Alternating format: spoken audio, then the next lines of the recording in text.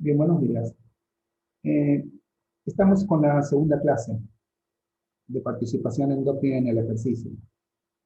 Como les conté en la primera clase, vamos a hacer un pequeño repaso. El sistema nervioso y el sistema endocrino se encargan de contrarregular al organismo en diferentes circunstancias, sobre todo cuando el organismo rompe la homeostasis. Por lo tanto, fundamentalmente lo hace con el ejercicio.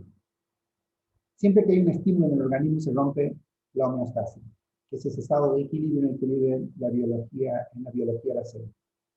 Esa ruptura de homeostasis es sensada por el hipotálamo, que sensa la ruptura y algo muy importante, crea la respuesta. Esa respuesta es enviada luego a la hipófisis, según lo que necesita el organismo.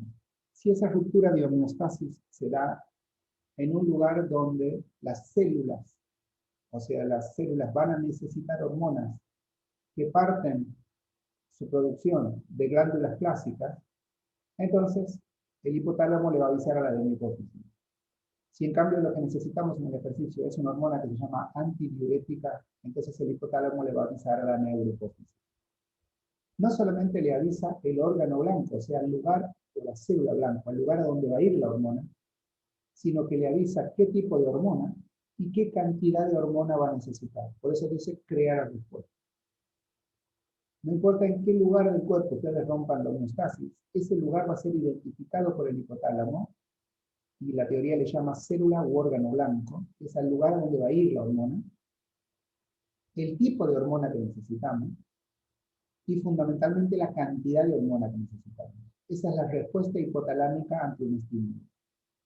El hipotálamo, insisto, de acuerdo a que necesitemos o no hormonas de glándulas clásicas, o que necesitemos la hormona antidiurética. El hipotálamo es una estructura anatómica que está dentro del cerebro, más específicamente en el diencéfalo. Es un cuerpo de neuronas especializados en recibir la información y procesarla y crear la respuesta. Una vez que la crea, el mismo hipotálamo es una glándula no clásica. O sea, es una glándula que puede ser, por un lado, sistema nervioso y por el otro lado, sistema endocrino.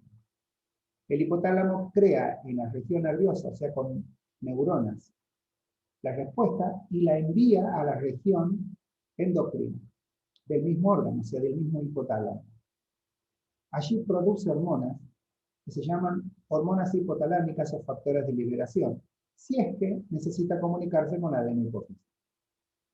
Si necesita comunicarse con la neurohipófisis no hace falta, porque la neurohipófisis, por eso se llama neuro, tiene estructuras anatómicas neuronales, o sea, muy parecidas al hipotálamo. Por lo tanto, se comunican por sinapsis, o sea, por neuronas.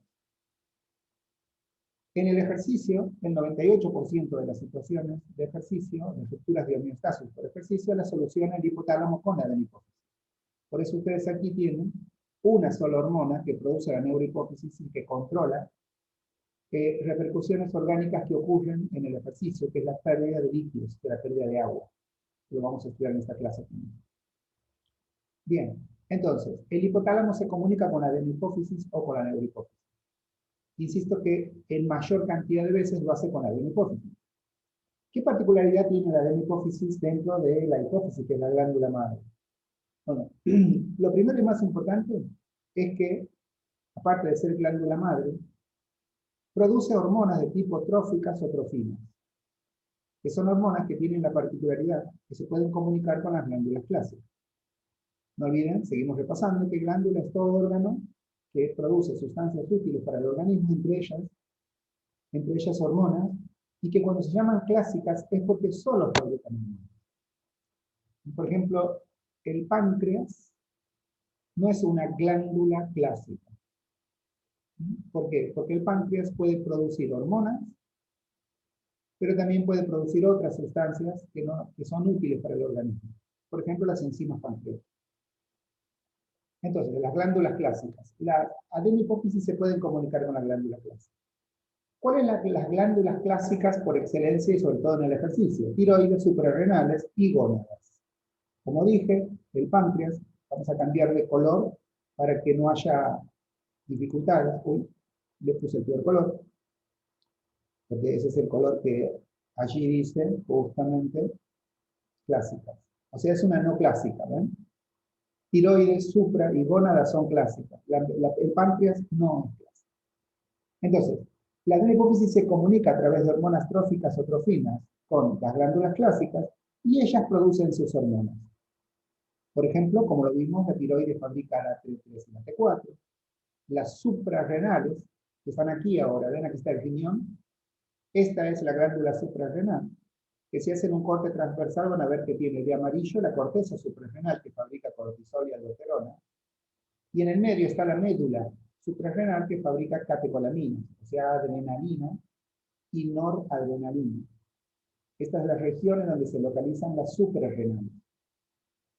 Luego el páncreas, que aquí tienen un dibujo en escala y tienen un dibujo orgánico, porque siempre hago un gráfico, pero aquí me parece interesante que entiendan en dónde está tanto el hígado como el páncreas, ¿eh?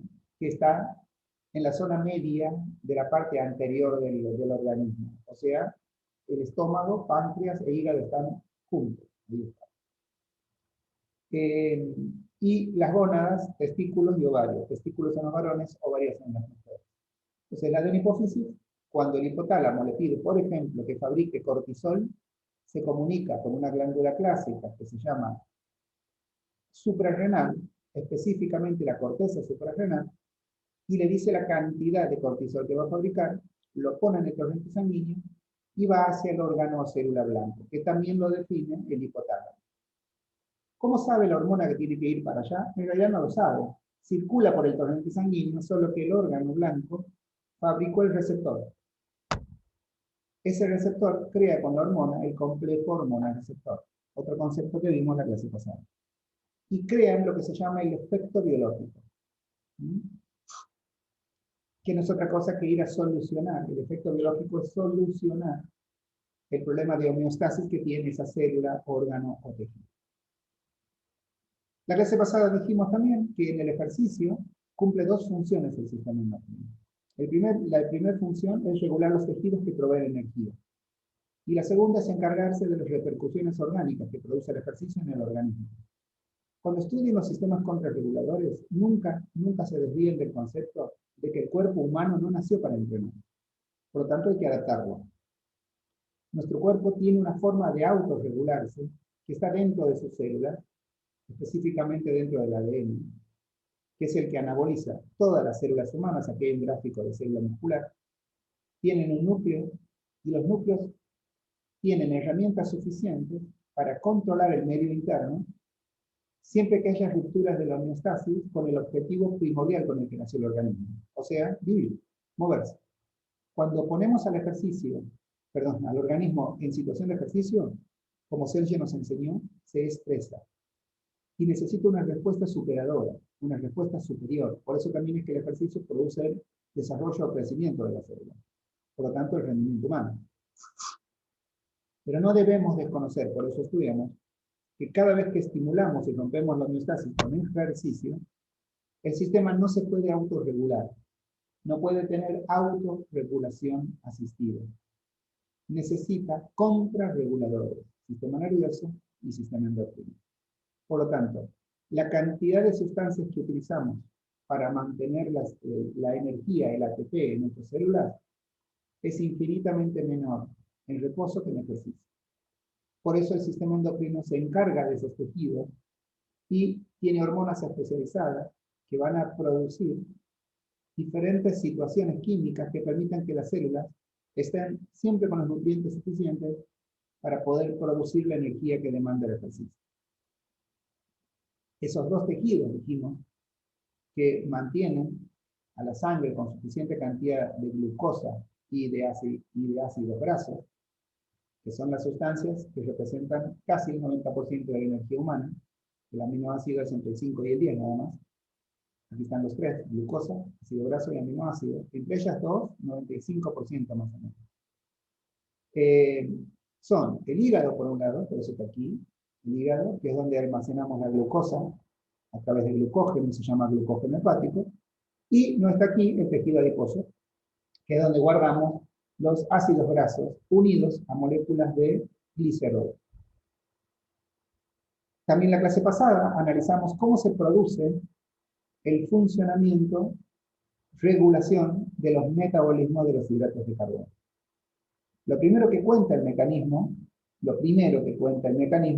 es que los hidratos de carbono, todos los hidratos de carbono, se almacenan dentro de los tejidos a través del glucógeno. Durante el ejercicio, la secreción de glucagón aumenta. La actividad muscular también incrementa el ritmo de liberación de hormonas, entre ellas la catecolamina y adrenalina y noradrenalina. ¿Quién lo hace? La médula, no olviden. Estas hormonas trabajan con el glucagón para aumentar todavía más la glucogenólisis del hígado, o sea, lisis de glucógeno, glucogenólisis. La glucogenólisis hace que el hígado libere glucosa y que la ponga al torrente sanguíneo, de esa manera mantiene su homeostasis. La homeostasis de la glucosa se llama glucemia. ¿Bien? Así que el torrente sanguíneo recibe glucosa del glucógeno hepático. La glucosa, ya saben, va a la sangre, de ahí a la célula, se convierte en glucosa 6, la glucosa 6 se degrada en los procesos químicos llamados glucólisis. Con la energía que produce, por alguna de esa energía que se libera, produce ATP, termina de degradar la glucosa 6 en pirúvico, y el pirúvico prosigue la vía de producción o de síntesis del ATP en los sistemas oxidativos.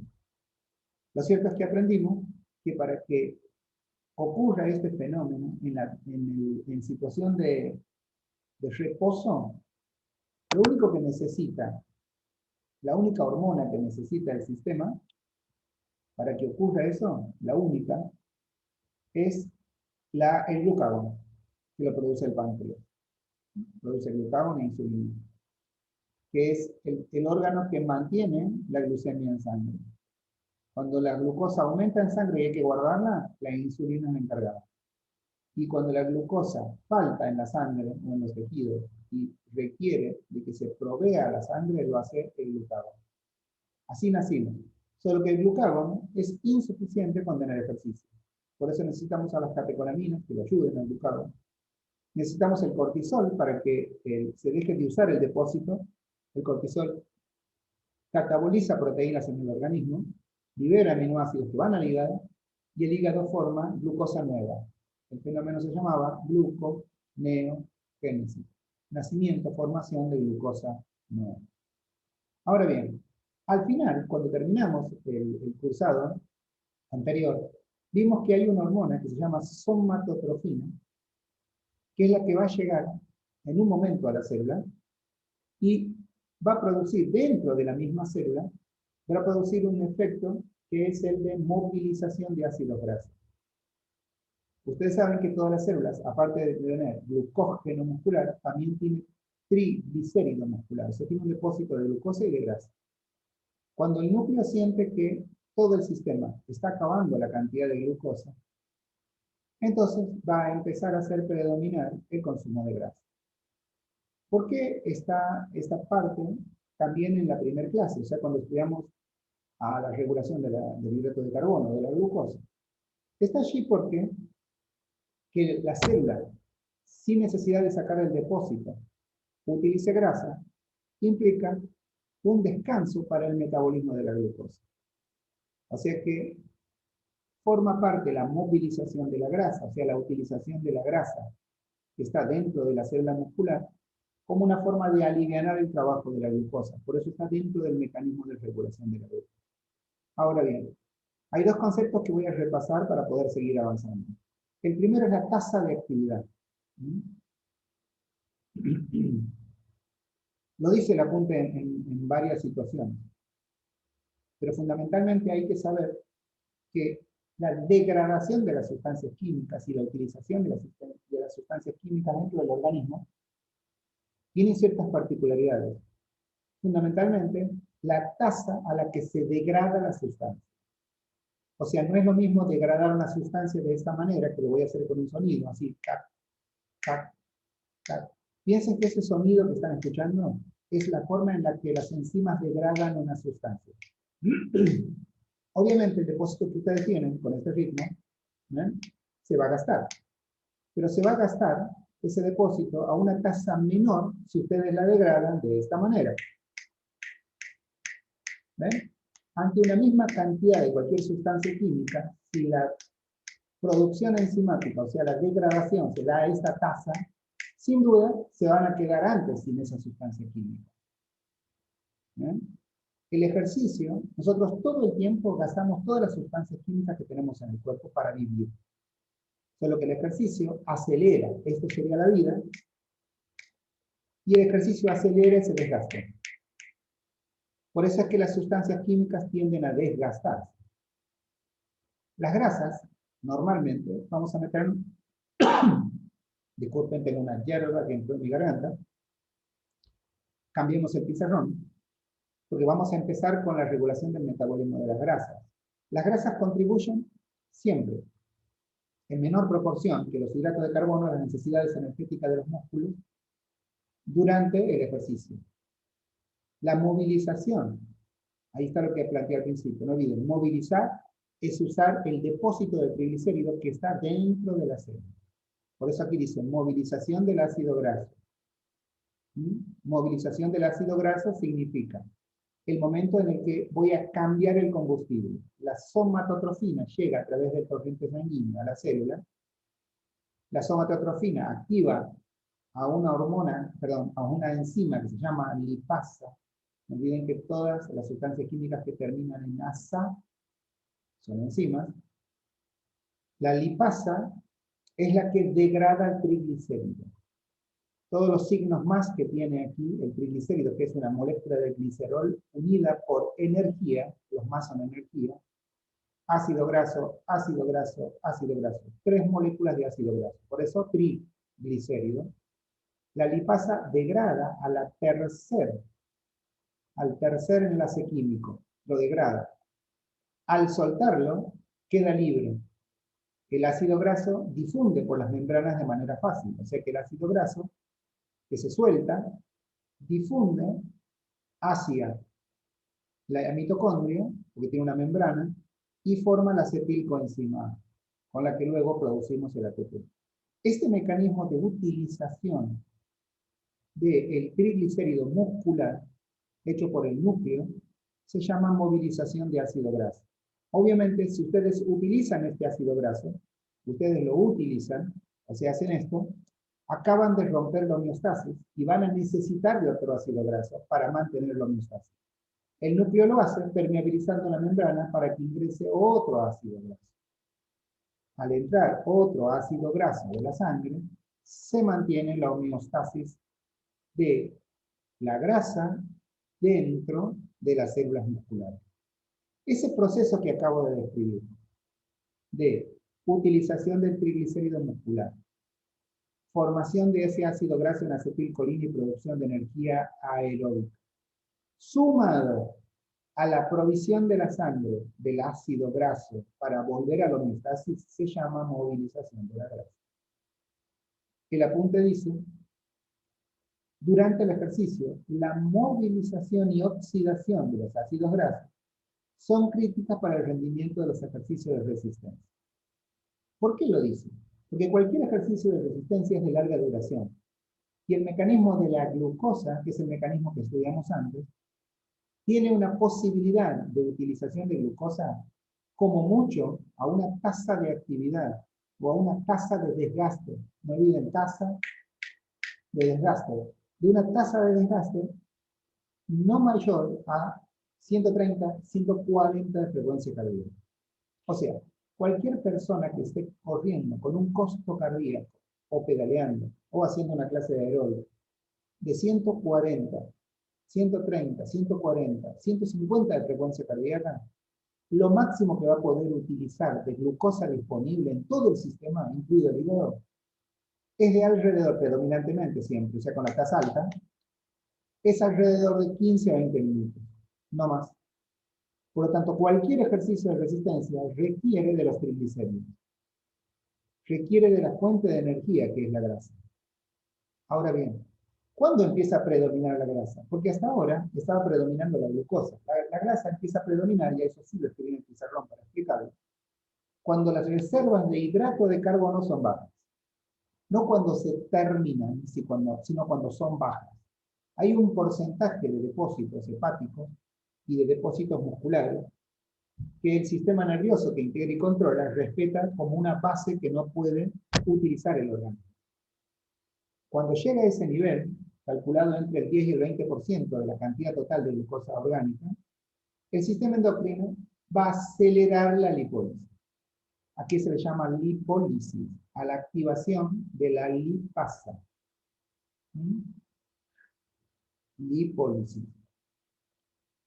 Entonces, cuando las reservas de hidrato de carbono bajan, posterior a que se produjo la movilización y la movilización de los ácidos grasos para la oxidación del ácido graso que se da dentro de la mitocondria,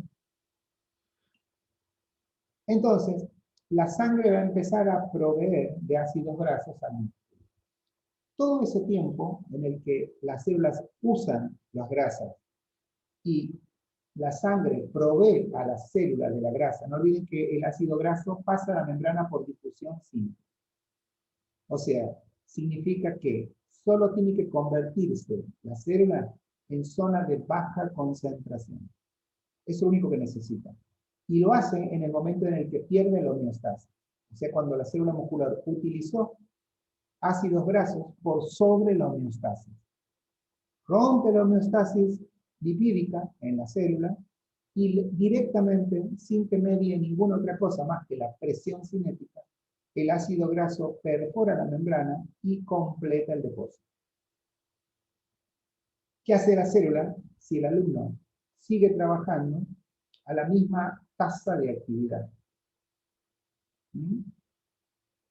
El apunte dice, durante las actividades deportivas, las reservas de hidratos de carbono tienden a agotarse si se siguen utilizando a la misma tasa. No olviden, cuando escuchen tasa o cuando lean tasa, es esta tasa de actividad. No olviden que la tasa de actividad que tenemos ahora, por ejemplo, estamos en reposo, es así. ¿Ven? En cambio, en el ejercicio, es así. Si seguimos trabajando a esa intensidad, utilizando esa misma tasa de degradación, les dije, el hidrato de carbono se va a acabar entre los 15 y los 20 minutos. Pero ¿qué pasa? Para que no se agoten, nuestro cuerpo va a depender de, primero, una mayor intensidad de la oxidación de la grasa. O sea, va a tener que utilizar mucho más ácidos grasos del triglicérido y, por consecuencia, de la sangre. Ahora bien, ¿qué va a ocurrir? Voy a hacer una situación didáctica nuevamente. ¿Ven este ácido graso? Lo van a usar. Y no va a ser el único, van a usar otro. ¿De dónde va a salir este ácido graso? Del tejido adiposo.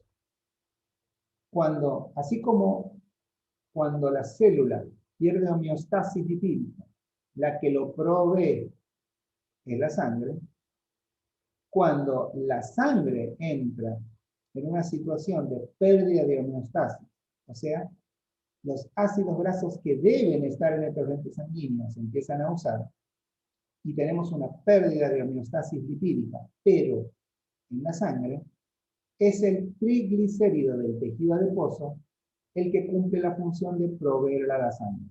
Entonces ahí ustedes van a tener otro ácido graso nuevo, que viene del triglicérido. Aquí está la flechita que lo grafica. Entonces, hay dos cosas que ya saben.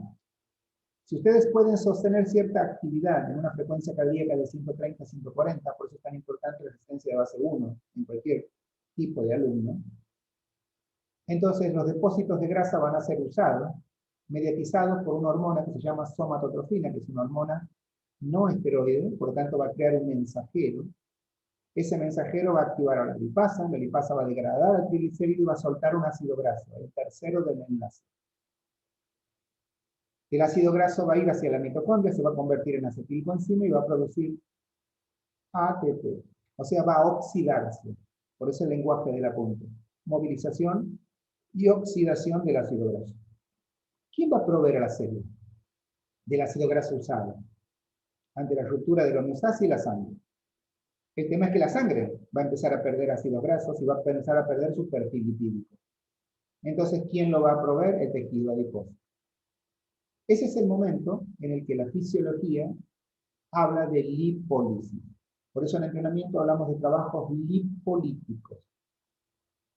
Porque si en la vida cotidiana, en el reposo, se utilizan muy pocas grasas, el organismo humano está pensado para gastar la grasa que tiene el músculo y cuando él necesita proveerse desde la sangre.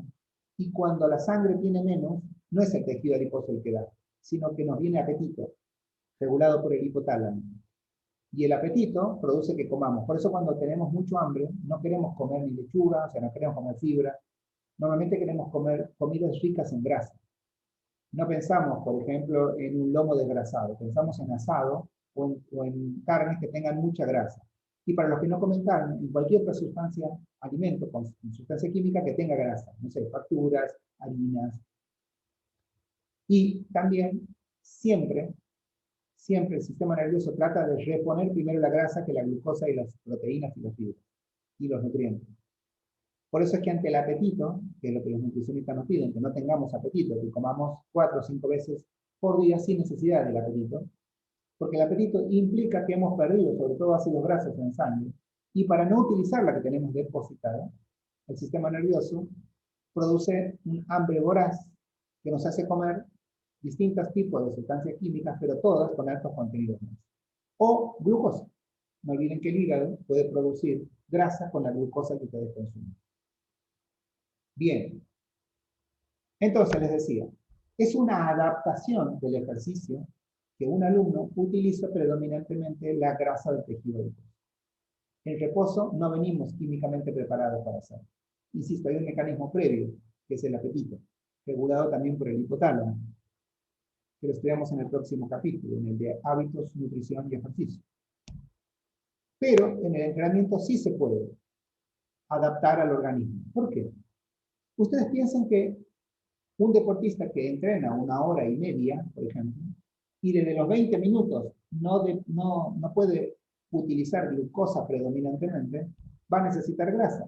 Y no tiene tiempo de ir a comer y seguir entrenando. Entonces el organismo se tiene que adaptar, y el entrenador lo va a hacer, a que el tejido adiposo provea de ácidos grasos en situaciones de ejercicio o en situaciones normales. O sea que tienen que cambiar el metabolismo de sus deportistas. De esta manera, se va a llamar lipólisis a la activación de una enzima que se llama lipasa hormonosensible, LHS. Hay 3 lipasas que estudiamos los entrenadores. La que está dentro de la célula, activada por el núcleo mediatizado por la somatotrofina a través de un segundo mensajero. Esta es una lipasa, podemos llamarle celular o muscular. Después la que vamos a aprender ahora, que es la lipasa, que se diferencia de ella, porque se llama hormonosensible. Está, como se darán cuenta, fuera de la célula, está en el organismo humano, viaja por la sangre como todo, pero requiere de una hormona que la active. O sea, es el sistema nervioso el que puede activar la lipasa, hormonosensible, para que degrade el triglicérido que está en el tejido adiposo. La voluntad humana no lo puede hacer y tampoco el trabajo mecánico. Lo tiene que hacer el sistema nervioso. En cambio, a la lipasa intracelular es el núcleo que la activa ante cierta necesidad de demanda energética. Por eso le cuesta tanto al organismo utilizar la lipasa y al organismo hacer la lipólisis de los tejidos grasos. No tenemos el favor biológico para eso, aunque el ejercicio es el único elemento conocido hasta ahora por la ciencia que puede producir que un sistema nervioso utilice tejido adiposo en la compresión de un ejercicio. ¿Qué dice el pizarrón al respecto? El sistema endocrino, aquí lo dice, puede acelerar la lipólisis. El sistema puede acelerar la lipólisis. Significa que el sistema endocrino puede hacer que la lipasa hormonosensible trabaje más rápido y que provea mayor cantidad de energía. Eso le va a permitir al alumno seguir trabajando con la misma tasa de degradación de las sustancias, o sea, no bajar la intensidad.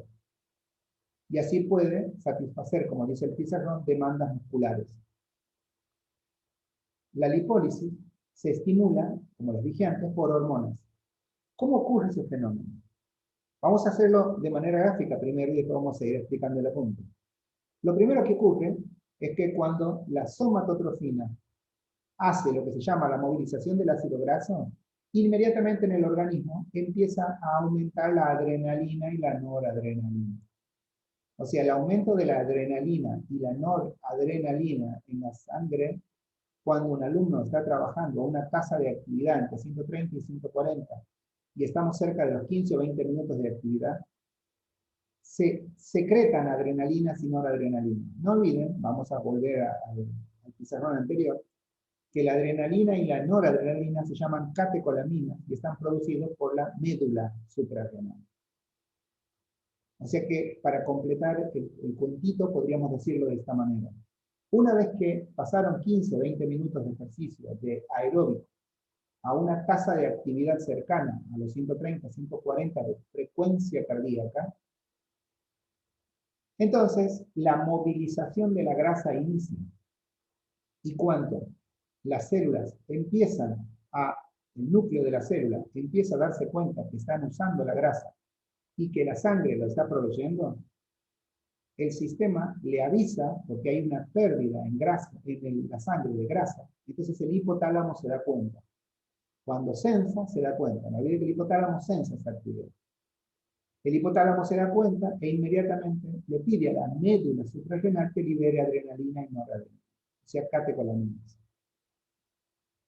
Cuando la libera a ellas, entonces se empieza a preparar la lipasa hormonosensible. Y los primeros minutos empieza la adrenalina y la noradrenalina a trabajar primero en la activación de esa lipasa, que se llama lipasa hormonosensible. Los triglicéridos entonces son reducidos, o sea, degradados, a ácido graso libre y glicerol. Y ahí empieza a liberarse el corriente sanguínea. Lo mismo que ocurre en las células musculares, que se degrada el triglicérido, ocurre en el triglicérido hepático, adiposo, del tejido adiposo. Solo que aquí lo hace la lipasa hormonosensible, que empieza a ser degradada, o sea, activada, por la adrenalina y noradrenalina. ¿Cómo va a ocurrir el mecanismo luego? Alrededor de los 30 minutos de ejercicio, esta es la hormona más estudiada, porque es la hormona del estrés, se llama cortisol. Entonces, la función del cortisol, no olviden que ya la estudiamos, y aquí voy a hacer una parte para explicar algo. El sistema endocrino funciona a través de glándulas, hormonas, órganos blancos y receptores de las hormonas. Lo estudiamos en la primera clase. Ahora bien, las hormonas tienen lo que se llama una codificación genética. O sea que cuando se produce la hormona, ustedes le pueden dar la orden a esa hormona de para qué va a servir. Siempre la produce la misma glándula. Volvemos, por ejemplo, aquí que la tenemos escrita, al cortisol. Bueno, también tenemos adrenalina y noradrenalina, pero vamos al cortisol. El cortisol es fabricado por la corteza. Cuando lo fabrica, la corteza suprarrenal tiene la posibilidad de darle la orden de lo que va a hacer. Por eso el cortisol no tiene una sola función. Tiene varias funciones. Y depende del momento en el que se le produce el cortisol y con la necesidad que tiene el organismo. El único que lo sabe es el hipotálamo. Nosotros estudiamos el cortisol en un momento en el que la célula estaba utilizando glucosa. Pero la tasa de actividad del ejercicio, la tasa de degradación de la glucosa, hacía que la célula, para poder seguir proveyendo esa sustancia química, dejara de usar depósitos. El hígado no podía seguirme dando glucosa a la tasa de actividad, a la tasa de degradación, a la que el entrenador estaba imponiendo a la célula muscular. Entonces el sistema nervioso, como respuesta, sensa esa situación bioquímica de necesidad de glucosa, pero falta de depósito, y le pide a la corteza suprarrenal que fabrique cortisol. Pero le dice, fabricarlo con esta función, que vaya por todo el organismo a través de la sangre y catabolice proteínas, o sea, estructuras del organismo. que cuando catabolice va a liberar aminoácidos. El hígado va a estar listo para recibir esos aminoácidos y producir con esos aminoácidos glucosa.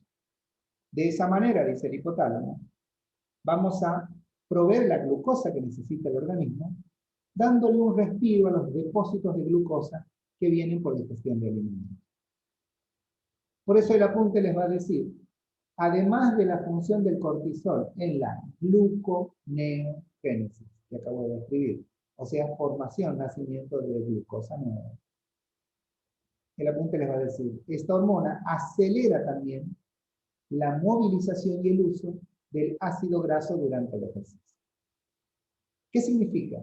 Que cuando el sistema cambia, o sea, cuando de regular el metabolismo de los hidratos de carbono, deja de hacerlo, porque hay una movilización de grasa, una oxidación, y una necesidad de lipólisis, también van a cambiar la función de las hormonas.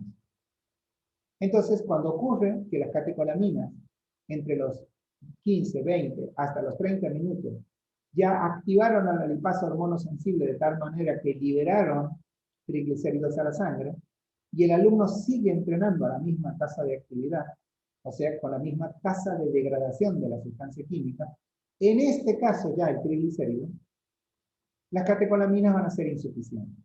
Entonces el sistema nervioso le vuelve a pedir a la corteza supra, a partir de la adenohipófisis, le pide que libere cortisol, pero que ahora el cortisol no vaya a hacer gluconeogénesis, porque no está en esa etapa. Ahora tiene que regular el metabolismo de las grasas. Entonces el cortisol va a ir a activar a la lipasa hormonosensible. Y lo hace entre los 30 y los 45 minutos. El cortisol es una de las hormonas más estudiadas de la biología endocrina, porque es la hormona del estrés.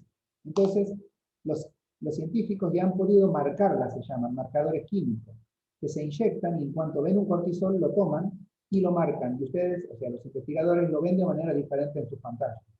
Por eso se lo puede seguir. Se sabe en el momento en el que se produce y cuándo se desvanece esa producción. Eso hace que, en su apunte y en los libros, diga que los niveles de cortisol en sangre alcanzan su nivel más elevado al cabo de los 30 a 45 minutos del ejercicio, decreciendo luego a valores casi normales.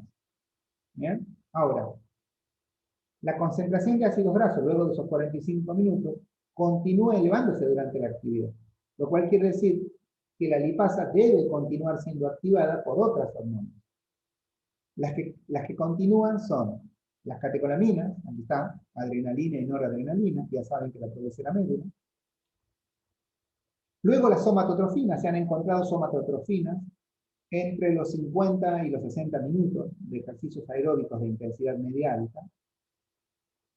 O sea que son los que se encargaron de que los niveles de sangre se continúan elevando, los triglicéridos, o sea, los ácidos grasos. Y por último, la hormona tiroidea, que sería la T3 y la T4, tiene efectos similares a la somatotrofina, y es la hormona que según la fisiología del ejercicio, podría hacer que las personas corran un maratón. Entonces, cortisol, catecolaminas, somatotrofina y T3 y T4 son las hormonas que le van a permitir al organismo continuar con lo que sería la degradación del triglicérido del tejido adiposo. Son, en realidad, aquí están graficadas 3, son 5 las hormonas, porque las catecolaminas actúan en 2 momentos. Actúan cuando se moviliza la grasa y se oxida entre los 15 y los 20 minutos. Actúa a los 45 minutos, ¿bien? O sea que son 2 en realidad, 2 momentos. El cortisol 30-45, después de los 55-60 la somatotrofina. Y por último, la que toma la posta es la T3 y T4, que tiene efectos absolutamente similares a la somatotrofina. Hay algo que es muy importante que todos deben analizar después que estudien las hormonas y demás. La mayor parte de los alumnos quieren, cuando vienen a entrenar, perder peso. Pero no quieren perder peso por agua o músculo, quieren perder peso porque pierden este tejido. Están estudiando lo complejo que es activar este tejido y lo difícil que es adaptar al organismo. Se calcula que una adaptación de este tipo lleva años y en un proceso de entrenamiento que se pierde rápido porque es una adaptación elemental, lleva como mínimo entre 12 y 14 semanas. O sea que todos aquellos que tienen la ilusión de entrenar para perder tejido adiposo en noviembre para llegar al verano, o entrenar en diciembre para el verano, o directamente en enero, tienen una tarea ciclópea e imposible. Lo más posible es que si pierden peso lo hagan a expensas de huesos, músculos y agua que de tejido adiposo, porque la fisiología para lograrlo es muy compleja y ni qué decir los niveles de adaptación. Vamos a la capacidad motora de resistencia. Lo primero que hace la resistencia, lo primero que se llama resistencia de base, es hacer que esta célula, voy a volver a mi pizarrón anterior, eficientice la utilización de la glucosa. Es lo primero. O sea, las células no empiezan utilizando primero la grasa, sino primero la glucosa. Y esa adaptación lleva entre 4 y 6 semanas, en que las hormonas, por ejemplo, aparte del glucagón, las catecolaminas, produzcan lo que se llaman receptores dentro del hígado, para que el núcleo del hígado pueda activar a los depósitos de glucógeno. Después de eso, la sangre se tiene que adaptar a una homeostasis, a un índice glucémico superior. Las membranas de las células tienen que tener suficientes receptores, porque la glucosa pasa desde la sangre hacia la célula por difusión facilitada, por lo tanto necesita de receptores. Y luego la glucosa 6 tiene que aumentar la cantidad de enzimas glucolíticas para producir ácido pirúvico. Se tienen que producir transportadores de hidrógeno para que el hidrógeno no acidifique el medio en la glucólisis. Todo ese proceso químico le lleva al organismo entre 6, 8 a 10 semanas según el alumno del organismo y la edad. Posterior a eso viene la adaptación del sistema a la grasa, que es lo que acabamos de estudiar, lo cual requiere de otras 8 a 10 semanas.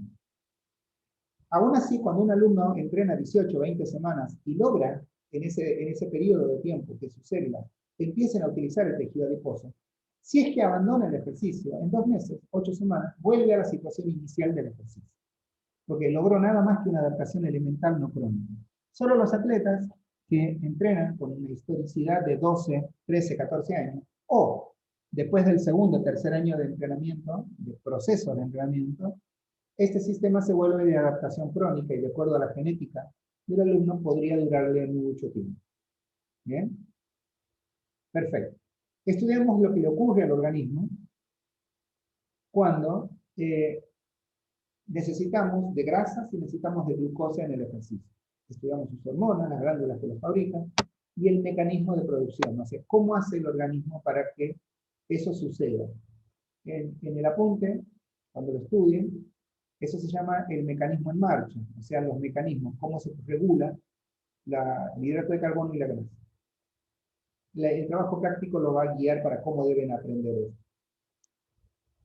Luego dijimos, entonces ya estudiamos uno de los 2 lugares que tiene el ejercicio, de participaciones que tiene el sistema endocrino del ejercicio, que es la regulación de los 2 tejidos más importantes que proveen las sustancias químicas que le permiten a las células producir energía. Hígado a partir de la glucosa y el tejido adiposo a partir de la grasa. Cuando un alumno hace ejercicio, y ahora vamos a la segunda parte, obviamente su cuerpo tiene repercusiones orgánicas. 3 son las repercusiones orgánicas más importantes. El apunte lo llama efectos hormonales sobre las repercusiones sistémicas al ejercicio. Y es mi próximo pizarrón. Ahí está. Efectos hormonales sobre las repercusiones sistémicas en el ejercicio. Son 3 las más importantes. Una es qué ocurre con los fluidos y electrolitos durante el ejercicio. Fluidos son los líquidos, fundamentalmente vamos a estudiar el agua, y los electrolíticos son los minerales. No olviden que ambos están dentro del plasma en la sangre. O sea, cuando hablamos de sangre, ya hablamos de fluidos y electrolitos. 60% del plasma es agua, fluidos y otros fluidos. Perdón, agua es el 60%, pero el plasma tiene otros fluidos. Y los electrolitos son los minerales que están concentrados dentro de ese plasma y dentro del agua, fundamentalmente. Es lo primero. Pero no es la única repercusión.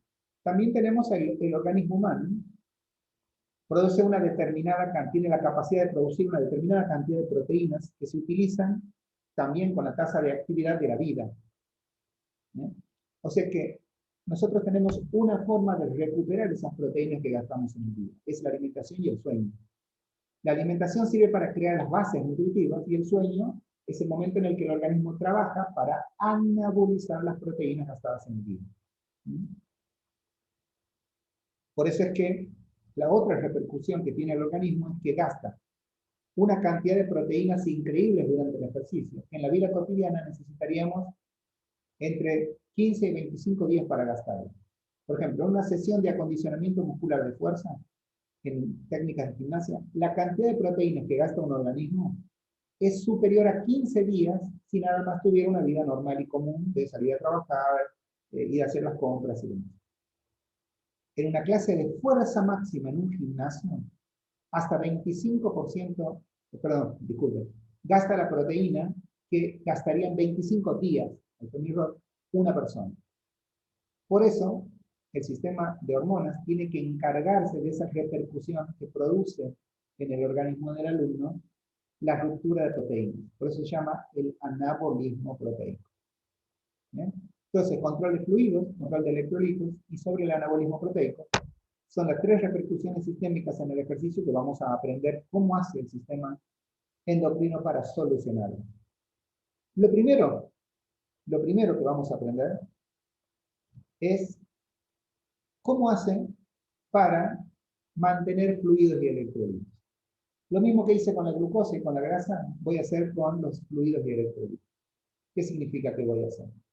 Voy a primero decirles cómo funciona la normalidad, por lo cual en mi pizarrón tengo un gráfico preparado a los.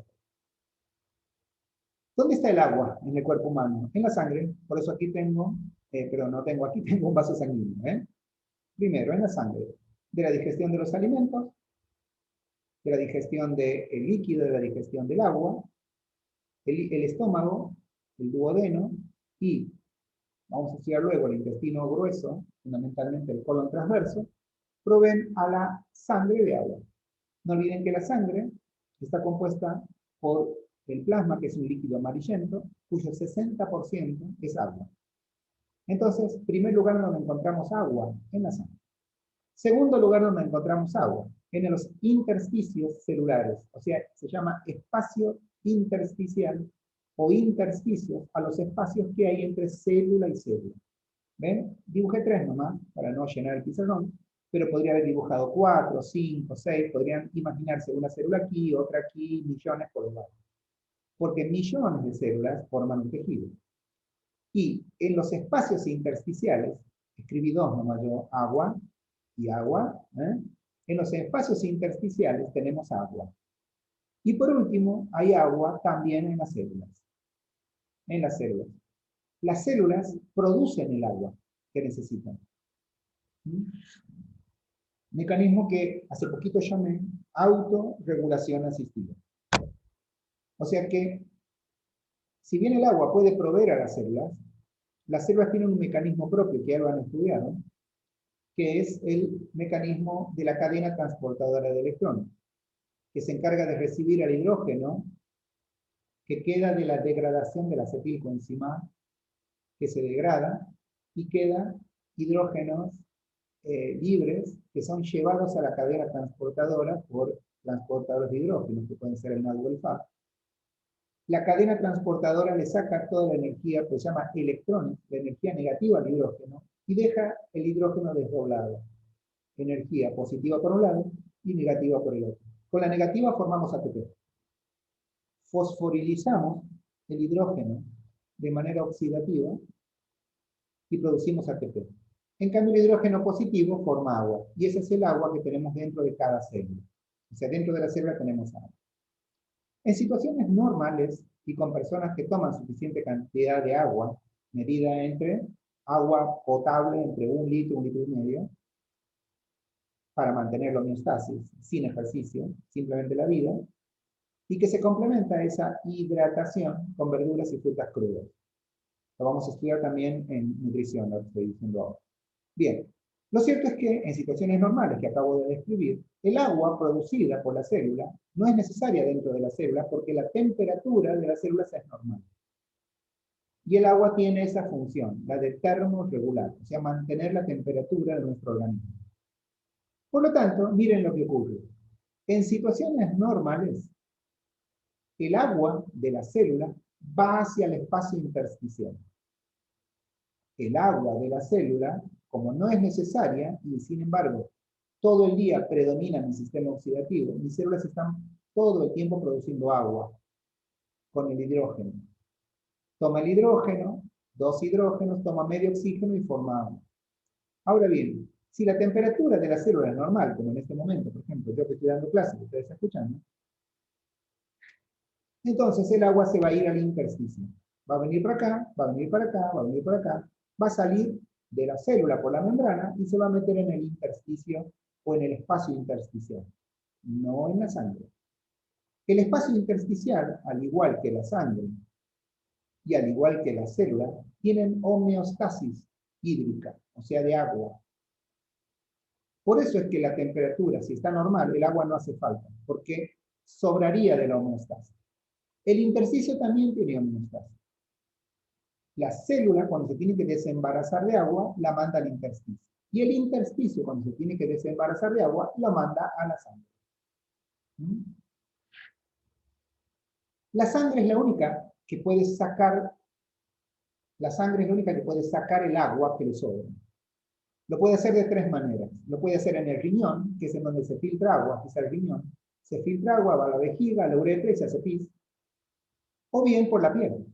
Se puede disipar agua por la piel a través de calor, por ejemplo, la transpiración.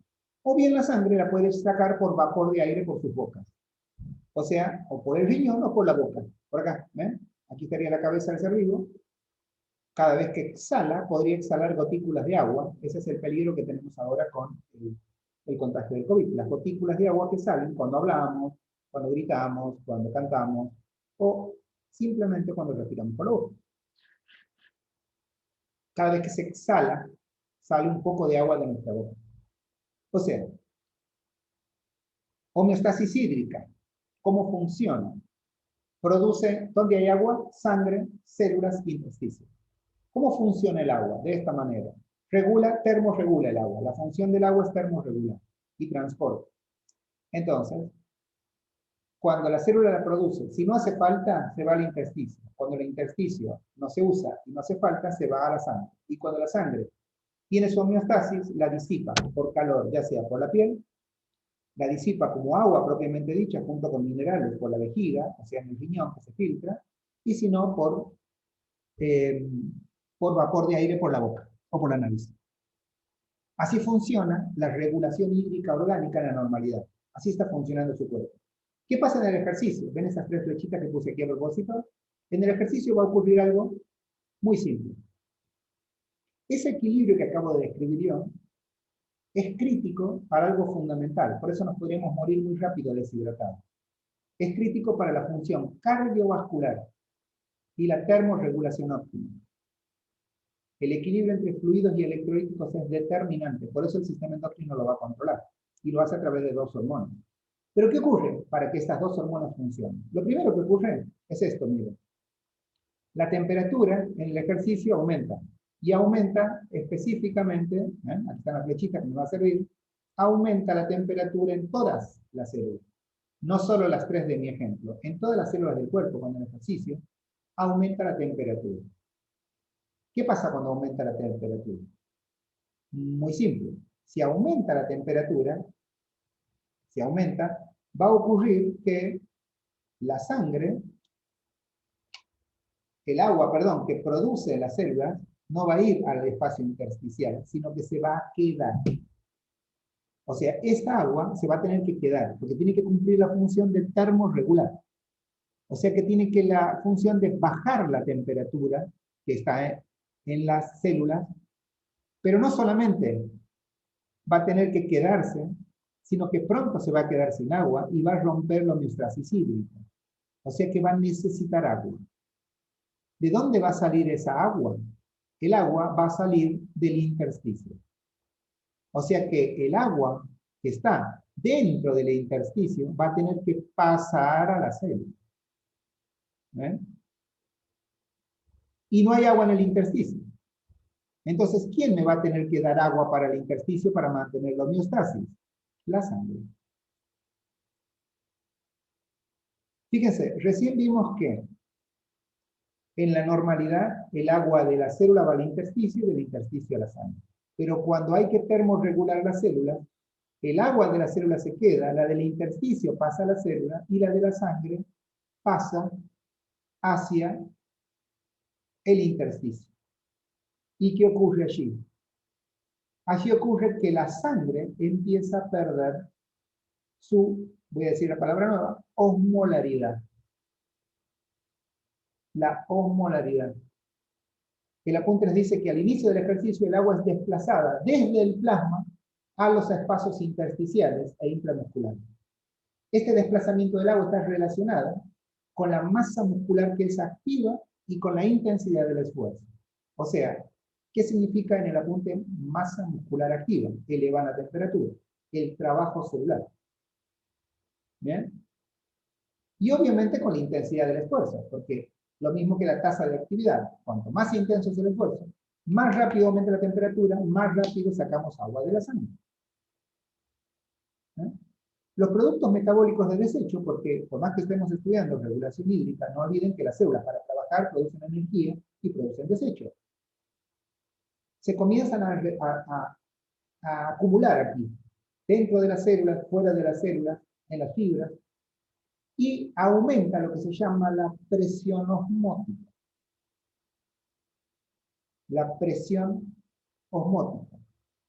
O sea, empieza a utilizarse mucha agua y se empieza a concentrar muchos electrolitos, que no olviden que estaban en el agua, pero ustedes al sacarle el agua, se concentran. Yo siempre doy este ejemplo, es como un río que tiene piedras. El río tiene agua, obviamente, y las piedras. Las piedras se mueven y migran de un lugar a otro cuando el río tiene fuerza y caudal. Cuando el río baja la fuerza y el caudal, o sea, pierde agua, las piedras se estacionan en un lugar. Eso sería la presión osmótica que se da en cada lugar. El agua es llevada a esas áreas, obviamente, por presión osmótica. Entonces el agua empieza a migrar hacia los lugares a donde hace falta. Y esto va a pasar que no solamente la actividad muscular se aumenta, sino que también aumenta la presión arterial. ¿Por qué? Porque la presión arterial es la fuerza que ejerce la sangre en la pared de la arteria. Al aumentar la frecuencia cardíaca, va a aumentar también la presión arterial. Cuando esto ocurre en la sangre, el sistema tiende a retirar agua de la sangre. ¿Para qué? Para bajar la presión arterial, para bajar el volumen sanguíneo. Aparte, durante el ejercicio, también va a aumentar la sudoración. Entonces, tenemos dos fenómenos. Esta sería la parte muscular en la que el agua migra de la sangre al espacio y del espacio a la célula.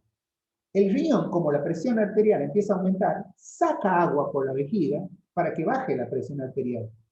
Y encima, por la sangre, como hay calor, tenemos que termorregular, empieza a disiparse por la piel el agua. ¿Cómo lo hace? Nosotros tenemos dentro de la piel, que este es el gráfico, glándulas sudoríparas. ¿Ven? Aquí están las glándulas sudoríparas. Las glándulas sudoríparas tienen receptores de minerales. Por eso es que, por ejemplo, si ustedes ahora están en un lugar con un poquito de calor, o están simplemente en sus habitaciones, o en sus livings, o donde estén escuchando esta clase, ocurre esto, miren. Si ustedes seguro están transpirando, porque todo el tiempo se disipa calor por la piel, porque es una forma de termorregular que tiene el organismo. Pero si ustedes, háganlo con ustedes mismos, se chupan el brazo, van a sentir que está un poco húmedo, pero que no tiene sal, o sea, no tienen sodio. Sin embargo, corren y hacen exactamente lo mismo, la transpiración tiene sal, o sea, tiene sodio. ¿Por qué ocurre ese fenómeno? El Na es sodio y el K es potasio, que son los dos minerales que manejan la concentración de electrolitos en sangre. Fíjense, los rojitos estos que están aquí, como dice aquí, son receptores de minerales, fundamentalmente sodio, potasio y otros. Cuando la sangre, el agua sale por la piel, pero lo hace de manera lenta, o sea, frecuencia cardíaca por debajo de 100, el agua sale, pero los receptores de minerales captan el mineral, sobre todo sodio, potasio y otros, y lo vuelven a poner en el torrente sanguíneo. Esa es la función del receptor. Pero claro, están preparados para la vida cotidiana y no para el ejercicio. Entonces, ¿qué ocurre? En el ejercicio, al ser muy intensa la forma en la que se mueve la sangre, piensen que no es lo mismo que el corazón lata en 90 latidos o 80, a que lata en 140. Casi el doble. Entonces, ¿qué ocurre? las receptores de minerales no están preparadas para eso. Entonces, no solo pierdo agua, sino que la tasa, la intensidad a la cual estoy liberando calor es muchísimo más alta, casi el doble. Entonces, las glándulas sudoríparas no solo dejan que pase el agua, sino que también pasen los minerales. Por eso nos deshidratamos mucho más rápido en el ejercicio que en la vida cotidiana. Bueno, esta tasa, como dice el apunte, también aumenta. Aumenta la sudoración. El efecto combinado de todas esas acciones, o sea, aumento de la presión arterial, activación del riñón para que se filtre más agua, para que baje la presión, la pérdida por sudoración y la concentración de los desechos alrededor de la célula, ese es un efecto combinado que empieza a ganar agua a expensas del volumen del plasma. Entonces, empieza a perder volumen de agua el plasma y todo lo demás se mantiene fisiológicamente estable. El apunte da un ejemplo allí práctico, da un ejemplo de resistencia. Cuando dice el apunte, dice, por ejemplo, correr a un 75% del consumo, o sea, correr a 140 de frecuencia, lo traduzco yo, produce una reducción del volumen del plasma entre el 5 y el 10%. Y no olviden que el plasma sanguíneo contiene el agua. Por eso es que baja, por eso es que pierde eso, el plasma. ¿Eh? Y eso hace que nuestra tensión arterial y la intensidad de flujo de sangre de los músculos disminuyan. Y ambas cosas son un problema para el rendimiento deportivo, porque eso hace que el alumno se fatigue mucho más rápido. Esta es la situación creada que va a hacer que el sistema endocrino produzca acciones combinadas de dos hormonas para que pueda regular el electrolito y regular el agua. ¿Bien? Las dos hormonas más importantes que intervienen en esta regulación son, como les dije antes, y está aquí en el apunte, la aldosterona y la hormona antidiurética. ¿Cómo funcionan? Cuando, como les conté, la actividad muscular y la sudoración ocasionan la disminución del plasma, favoreciendo esto la concentración de electrolitos en sangre. Ya se lo dije, ¿recuerdan el efecto del río y la piedra? ¿Cómo se llama eso? Hemoconcentración. Se llama así, hemoconcentración. La sangre se concentra, sería. E incrementa lo que se llama la osmolaridad del plasma, pérdida de líquido. Este es el principal estímulo fisiológico porque la osmolaridad del plasma se mide con osmoreceptores que están ubicados, obviamente, en el hipotálamo. Como respuesta, el estímulo del hipotálamo manda impulsos nerviosos a la glándula neurohipófisis.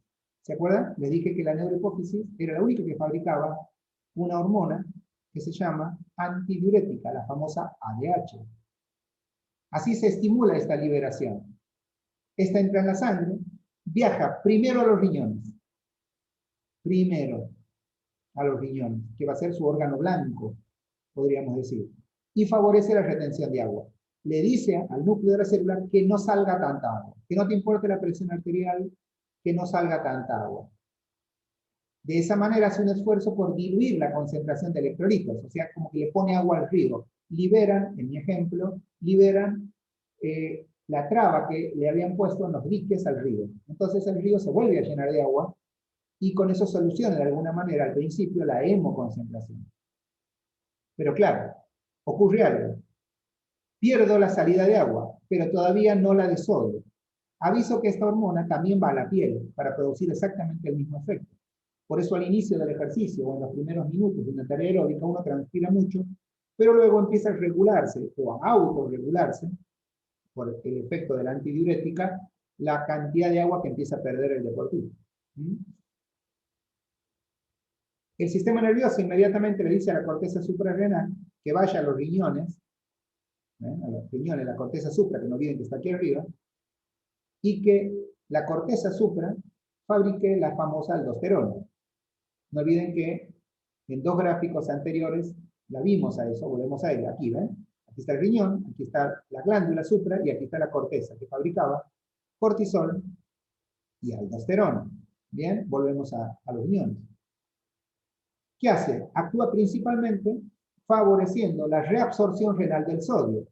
O sea, si ustedes se fijan aquí el riñón tiene un conducto que lleva, ven aquí, del lugar donde se filtra, que se llama glomérulos, lleva agua y minerales, sobre todo sodio y potasio, que son los que regulan, como les conté, los minerales en todo el organismo. Bueno, aquí paralelo a esto hay un túbulo, que se llama túbulo de reabsorción. Cuando viene esta hormona, le dice que no mande a la vejiga, sino que lo vuelva a mandar al túbulo, al sodio y al potasio, fundamentalmente al sodio, que tiene sodio. Eso es lo que se llama la reabsorción renal del sodio, provocando de este modo que el cuerpo lo retenga. Al retener sodio, también se retiene agua. Así que la aldosterona combate la deshidratación de dos maneras, con sodio y reteniendo agua. A la vez, esto conlleva una mayor excreción de sodio, porque no olviden que tenemos bomba de sodio y de potasio, por lo cual la aldosterona juega un papel importante también en el equilibrio del potasio, por eso lo trabajamos juntos, en química trabajan juntos. Obviamente que la secreción de la aldosterona se ve estimulada por muchos factores, incluida la menor cantidad de sodio en sangre, en el menor volumen de sangre, la menor tensión arterial y la mayor concentración del potasio en la sangre. ¿Bien? Entonces, vamos a resumir cómo hace el sistema para regular fluidos y para regular electrolitos. Lo hace de una manera muy simple, porque cuando los sistemas necesitan termorregular y empiezan a aumentar en las células musculares la temperatura por efecto del volumen y la intensidad del trabajo, entonces empezamos a perder agua del plasma, esa agua va al intersticio y después a la célula baja la temperatura, empezamos a perder calor por la piel y por la boca, en la sudoración y en la respiración, y eso hace que la sangre se hemoconcentre. Cuando la sangre se hemoconcentra, entonces sube la osmolaridad del plasma. La osmolaridad sube y es sensada por osmoreceptores del hipotálamo, que hace dos cosas. Primero, a través de lo que se llama la neurohipófisis, que es la glándula de la hipófisis, a través de una neurona, le pide que fabrique antidiurética y que la mande fundamentalmente al riñón y a la piel para que frenen la salida de agua. Y luego le pide a la corteza suprarrenal que fabrique aldosterona. Y que esa aldosterona vaya al riñón para frenar la salida del sodio y a la piel para activar también a los receptores de minerales. De esa manera, estos dos sistemas mantienen equilibrados fluidos y electrolitos. En el ejercicio es determinante, lo voy a leer aquí de nuevo en su pizarrón. El equilibrio de esto es determinante para la función del corazón y la termorregulación óptima. Cuando volvamos sobre este tema, lo vamos a volver a repasar para ver qué hacemos los entrenadores con la nutrición, que es parte de la nutrición es la hidratación. Van a ver la forma en la que debemos aconsejar a nuestros alumnos que tomen agua y la forma en la que tienen que mantener al organismo hidratado. Eso es muy importante en el ejercicio por función cardiovascular y por termorregulación óptima, que es mantener la temperatura del cuerpo racionalmente estable para que la máquina humana siga produciendo la energía necesaria. Fin de la segunda clase. Nos va a faltar una clase para terminar el capítulo. Dedíquenle mucho tiempo. Aprendan los mecanismos, pero también aprendan las hormonas, las glándulas que las producen y el efecto. Les agradezco la atención. Que tengan un lindo día.